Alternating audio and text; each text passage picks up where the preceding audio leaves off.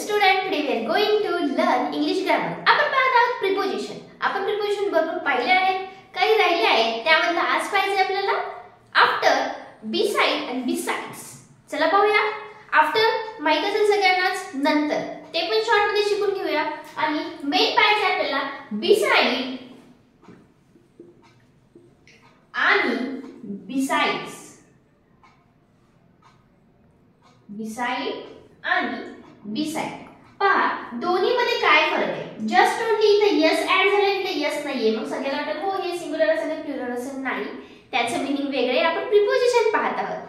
तर बिसाइड म्हणजे काय, च्या जवळ. आणि बिसाइड्स म्हणजे काय, च्या जवळच आहे का, नाही. हेच आपल्याला पाहिजे. बिसाइड आणि बिसाइड वापरायचं कुठं, डिफरन्स काय आहे त्यातला. चला वेळ न घालवता पाहूया बिसाइड कधी वापरायचं आणि बिसाइड्स कधी वापरायचं. ओके, यासाठी व्हिडिओ एंड पर्यंत पाहत चला.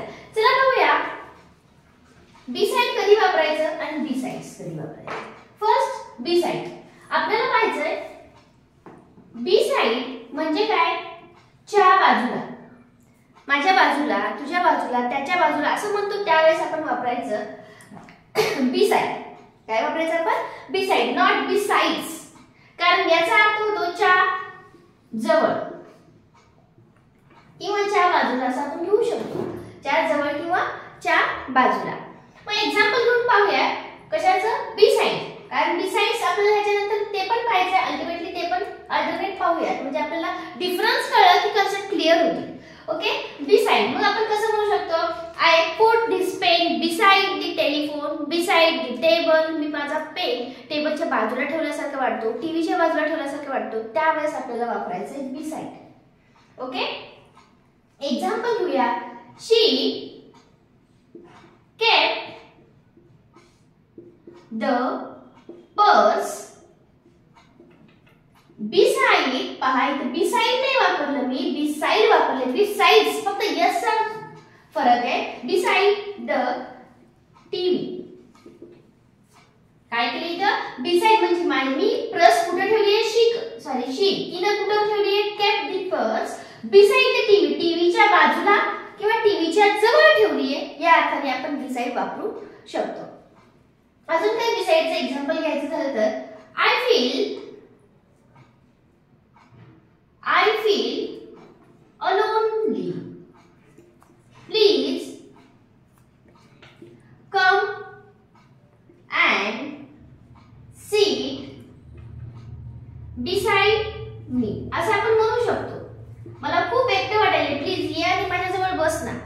Okay, I feel alonely, please come and sit beside me. मला खूप एकटं वाटतंय, तर माझ्याजवळ येऊन बस ना. म्हणजे थोडंसं करमेन मला. त्यावेळेस सुद्धा आपण इथं बिसाइड म्हणजे च्या जवळ या अर्थानेच वापरलेला आहे. चला पाहूया मग बिसाइड्स कधी वापरायचं. ओके, फक्त यसचा डिफरन्स आहे, फक्त यसचा नाही, मीनिंगचा सुद्धा खूप मोठा डिफरन्स आहे. चला बघा कुठला डिफरन्स आहे तो. बिसाइड फक्त यस लावले मी, झालं बिसाइड्स. याचा अर्थ होतो च्या व्यतिरिक्त. याचा काय अर्थ होणार आहे, च्या व्यतिरिक्त. पहा च्या जवळ आणि च्या व्यतिरिक्त खूप मोठा डिफरन्स आहे. व्यतिरिक्त म्हणजे च्या शिवाय पण म्हणू शकतो आपण. ओके, एक्झाम्पल घेऊन समजून घेऊया. Beside being beautiful, beside being beautiful, she is clever.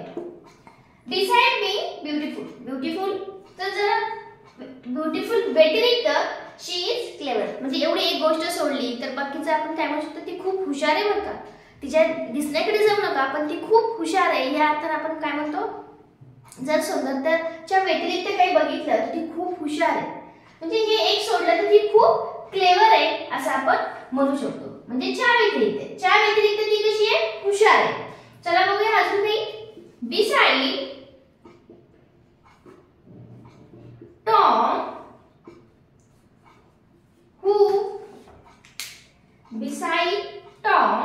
who else has not completed their project किंवा होमवर्क तुम्ही काही लिहू शकता. आपण कसा वापर करतो हे शिकायचं आहे आपल्याला. Okay. Beside Tom who else has not completed their project. Tom व्यतिरिक्त कोणी प्रोजेक्ट कंप्लीट केलेला नाहीये. Not completed their project. Tom व्यतिरिक्त म्हणजे ऑलरेडी टॉमचा झालाय असं समजते आपल्याला. टॉम सोडला तर बाकी कोणाचा प्रोजेक्ट झाला नाही असं कोणी आहे का? किंवा टॉमचा हा एकट्यानेच केला नाहीये. टॉम व्यतिरिक्त who else has not completed their homework म्हणजे टॉमनेच केलाय तर नाही केलाय. टॉम व्यतिरिक्त हा एकटा सोडला तर अजून कोणी केला नाही होम प्रोजेक्ट असं म्हणू शकतो आपण. त्यावेळेस सुद्धा आपण काय वापरणार आहे? बिसाइड. पहा मग ह्या बिसाइडचा अर्थ काय होते? च्या जवळ झाला का? नाही. च्या शिवाय म्हणजे एक टॉम सोडला तर अजून कोणी राहिले का प्रोजेक्ट कंप्लीट करायचं असा अर्थाने इथे वापरलाय. म्हणजे च्या व्यतिरिक्त या अर्थानेच हा इथं बिसाइड वापरले. म्हणजे च्या शिवाय. खूप मोठा डिफरन्स आहे. So be careful. आपल्याला वाटतं नाही सिमिलर प्लुरल, तसं काही नाहीये. अर्थच खूप वेगळा आहे. ओके. हा पहिला आपण डिसाइड आणि बिसाइड याच्यामधला फरक. पहा आता अजून एक प्रिपोजिशन आपल्याला पाहायचे ते आहे आफ्टर. खूप सोपे आहे. मॅक्झिमम जणांना माहित असेल. आफ्टर म्हणजे काय? नंतर. आफ्टर म्हणजे काय? नंतर. मग कधीच नंतर यायचं? हे एका क्रमाने एक प्रकारचा क्रम दर्शवण्यासाठी हे वापरतात. एक एक्झाम्पल जर आपण लिहिलं आफ्टरचं, I shall enter after you. तुझ्यानंतर. किंवा कोणी म्हणत असेल चला ना लवकर, आपण तुम्ही चला पुढे, आपल्याला काय म्हणायचंय? तुम्ही आधी व्हा, मी येतेच. त्यावेळेस आपण after you, you go, you went किंवा you carry on after you, तुमच्या झाल्यानंतर मी करते. या अर्थाने सुद्धा क्रमाने क्रम दर्शवण्यासाठी हे आफ्टर वापरतात.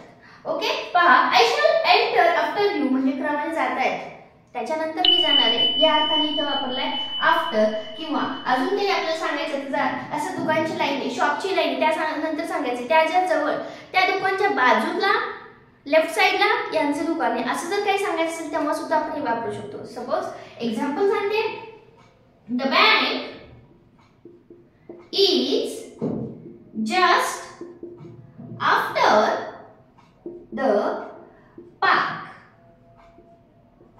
On left side, right side, on the left. पहा कसं वापरलंय? The bank is just after.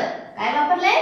Just after the park. हे पार्क संपली की लगेच त्याच्या बाजूला येणार म्हणजे क्रम दर्शवताना आफ्टर वापरतो. आफ्टर मॅक्झिमम जणांना माहित असेलच, पण लक्षात घ्या बिसाइड आणि बिसाइड्स मध्ये खूप जण कन्फ्यूज होतात. So don't confuse.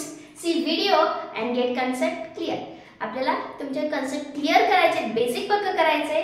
त्यामुळे हे कन्सेप्ट क्लिअर करत चला आणि आपलं इंग्लिश ग्रामर पक्क करत चला. ओके. चला लाईक करायचं राहिलं असेल लाईक करून घ्या आणि शेअर आणि सबस्क्राईब करायला मात्र विसरू नका. ओके. थँक्यू.